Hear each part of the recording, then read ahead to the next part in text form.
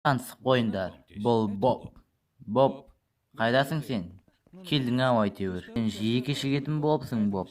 Сондықтан біз бүгін осы мәселені шешіп көреміз. Сол үшін біз Бобты дыбыстың жылдамдығындай жүргізіп көретін боламыз. Қобалжыма, өзімен өзі жылдамдық қауіпті емес. Бір орныңда тұрғанда сен күннің айналасында 100 000 км/сағатына қозғаласың. Шынымен қауіптірек ол байқаусыз жылдамдық. Мысалы, лифт көтерілгенде Боб 2 есе артық жүктемені сезінеді. Оны 20 рет көбейткен кезде бұл жүректі тоқтата қоймай және барлық жағынан Бобтың денесін деформациялайды. Бағыңа орай Боб, біз тез жылдамдықты алған жоқпыз. Сондықтан денсаулығың үшін алаңдаудың қажеті жоқ. 400 км/сағатқа жеткен кезде оны әлемдегі ешбір тірі жан қуып жете алмайды.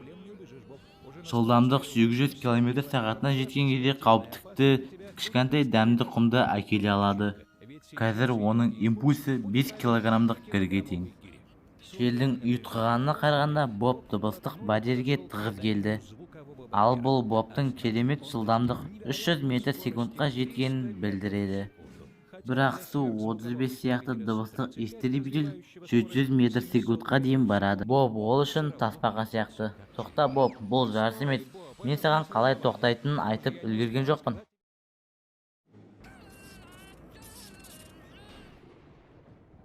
Достарыңа осы видеоны